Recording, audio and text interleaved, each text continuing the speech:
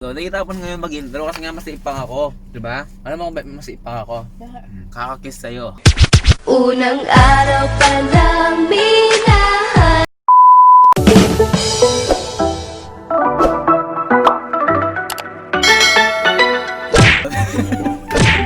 Game na, mabusan natin press, wala pa tayong nagagawa. Ikaw na mag-intro, ikaw na nag-practice kanina. Kaya mga kaning no, dyan kami nagkaroon ng problema ni Boss Jesse. Hindi matuloy-tuloy ang most likely na to kasi nga, si Boss Jesse, pinapag-intro ko lang last time, umiyak siya.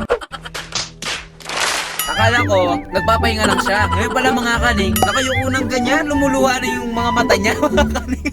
Nasasuggest lang naman ako. Ganyan ka kasi, ganyan yung boses mo. Siga ka ba? Hindi ka ba nasali sa akin? Sanay ako, pero yung boses mo halatang nag-iis ka na eh, na parang paulit-ulit, ganun. Di ba pinupush pa nga kita nun? Pinomotivate kita na na dapat ganito o kaya mo yan love. Siyempre first time niya mga kaning na mag-intro, mag-isa. Kaso, wala, ginawa Hindi niya. pa rin natuloy. Hindi natuloy kasi umiyak siya nang umiyak mga kaning. Anyway mga kaning, nandito si Boss Clark to. Kaya nandiyan sa tabi mga kaning, siya po yung magtatanong sa atin. Kasi nga, kung kami lang ang mag-isa na magtatanungan, parang ang, ano, di ba? Ang awkward. Paano masabi?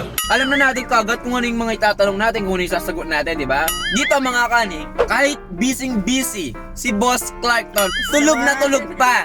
Pabigat kayo! Pabigat! Okay? Hindi niya day off mga kanin, nagtatrabaho siya, pero mas pinili niya mga kanin na makasama kami para lang magtanong sa amin. Ganyang kabait ang aking kaibigan, no, si Clarkton. Si Boss Clarkton, alam niyo mga kaning, siya yung dahilan kung bakit talaga kami nagkakilala.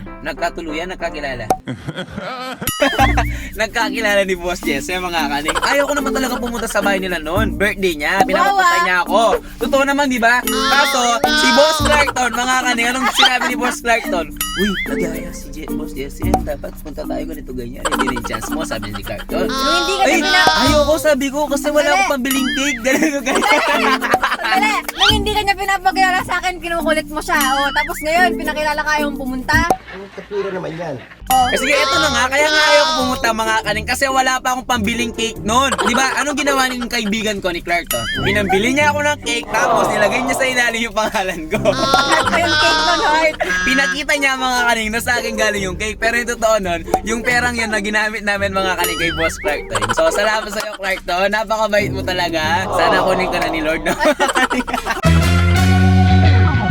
Okay, so alam niyo na yung who's most likely na to, di ba? So magtatanong na si Boss Clarkton kung ano yung mga sinong pinaka sa amin, tapos magtuturuan lang kami ni Boss DSM. So after natin sumagot, magturuan, dapat ipapaliwanag kung mas sino o kung bakit. Okay.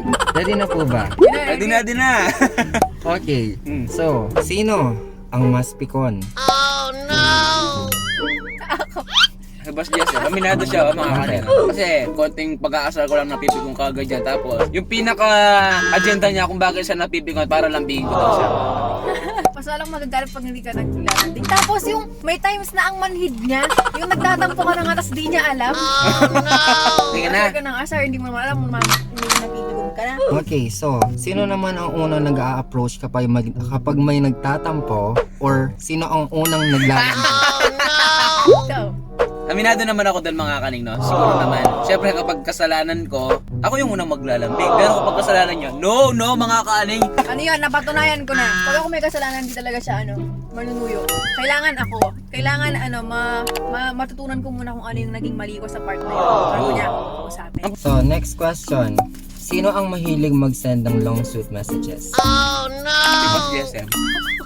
Siguro, first and last akong binigyan ng long message nito nung naging kami. Nung sinagot ko siya. Yun na yun, hanggang ngayon, magto 3 years na kami, wala na.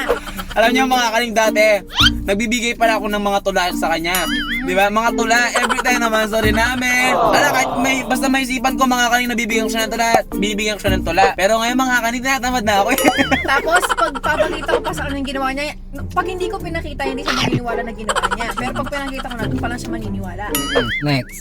Sino ang mas seloso o selosa sa inyong dalawa? Ha? Dati ako, nung una. Pero ngayon, Wala hindi. naman siya talagang yung exact na pinagselosan. Yung siguro masasabi kong seloso siya or possessive, gano'n. Possessive Nung una naman. siya. Ako. Kasi ngayon ako na nung una siya, naalala ko nang pag hindi ako nakakapag-reply within 2 minutes lang. Kasabi niya sa akin, oh sige, matulog ka na. Sige, may kausap ka atang iba, matutulog na ako. Ganun siya. Nangyari na ba na may pinagsalosan kayo sa isa't isa? Ako wala. Wala din. Pero wala daw mga kaning. Pero minsan, hindi ko makakalimutan yan. Nag-send siya ng picture mga kaning. Oh no! Kilala mo pala to? Sabi niya ganyan. Kasi, Ba't nagre-react ka sa mga picture niya? pwede ba girlfriend niya ako? Tapos may heart. Hindi pa Oo kita nga. girlfriend nun. Oo nga, pero syempre, nasaktong girlfriend mo ako nakita ko. Nung nakita mo, pinakahalis ko lahat yung mga reaction ko. Kasi, kaya ako nakareact sa babaeng yun, mga kaning, hindi po kami mag-girlfriend nun, hindi pa kami mag-jowa. Alam niyo siguro kahit ilan yun, 2 o 3 babae yung nakita kong gano'n, tapos sinend ko sa kanya. Pero hindi ko naman pinagsalosan. Hindi niya pinagsalosan, pero ang sinabi niya mga kaning, kilala mo pala to. Okay. Bakit? Sabi ko, ba't nagre-react ka sa ganyan niya? Sabi niya mga kaning. Pero ngayon, hindi ko na ginagawa. Ginagawa ko na lang yun sa mga kakilala ko talaga, yung estudyante ko, nagla-like ako, nag-ubaw. Pero yung heart mga kaning, ang hirap ng bitawan ng heart. Ngayon, kapag may jowa ka na talaga. Kasi kapag nakita yun ng jowa mo, Diyos ko, patay kang bata ka. Okay, so next question. Sino po sa inyong dalawa ang good kisser? Good kisser? Siya, yung good kisser. Yun na ba yun? Okay, ano paliwanag yun? Paki-comment na lang po yung mga follow-up question nyo dun sa katanungan nyo. Mga kaanin. Sino ang mas naunang napipikon sa inyong dalawa? Na-question na yan. Na-question na to. Pero hindi. Hindi siya kasi tinagalog ko lang dito. Kasarto. Nagtatanong ka na lang. Alam mo na, okay. Next question. Sino ang hindi madalas naliligo sa inyong dalawa? Yan. Hindi ko alam kung sino, pero aminado ako mga kaning. Ako siguro. Hindi ko naman talaga sa nakakasama eh. Siguro ako late ako naliligo, pero araw-araw pa rin naliligo. Minsan mga kaning, di talaga ako naliligo sa sobrang lamig. O kaya minsan mga kaning, yung tamad na tamad na ako, halimbawa galing sa trabaho. Maliligo ako umaga, pero pagdating ko, hindi minsan din ako naliligo. Minsan talaga, pag walang pasok, ganyan, di ako naliligo. Ano lang, parang tinitreasure ko yung amoy, ganun. Pinagpaguran ko yun eh. O, basta ako ba, masaya ka na. Ay, Sarap nito. sarap. Ano Parang masarap? ako. 君の虜になってしまえばきっと Ayun. Okay, last question. Sino po sa inyong dalawa ang nag-iisip para sa inyong future?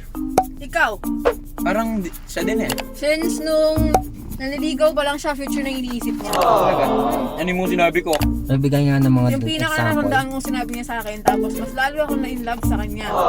Yung sinabi niya, bibigyan niya ako ng magandang buhay. Hindi mangyari yan. Hindi mangyari. Hindi magkakatuloy. Scam lang yan. It's a prank lang yan para Yung mga- mapasagot kita. Yung mga naliligaw pa, yung mga sinasabi niya, scam eh. Hindi. Bukod sa kakornian kong sinasabi sa'yo, talagang totoo naman na laging future lagi yung sinasabi ko sa'yo na, di ba? Futuristic ako ng mga kaning yung kung paano kami mabubuhay after 10 years. Tapos ko, sabay namin tutuparin yung mga pangarap namin. Tapos, pagkatapos niya mag-aral, di ba? Kasi mga kaning tapos na ako sa pag-aaral, tapos siya nag-aaral pa. Ang balak namin mga kaning, magkakaanak na kami Alam after agad. 5 years. Joke lang mga kaning. No? Follow-up question po. Oh, follow-up question. Ilan po bang anak yung gusto ninyo?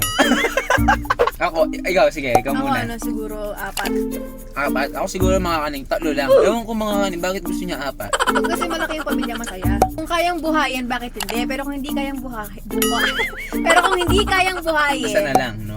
yung sakto lang, yung tama lang. Oo, mga kaning. Pero siguro, basta nasa 3 hanggang 4 yung gusto namin maging anak, no?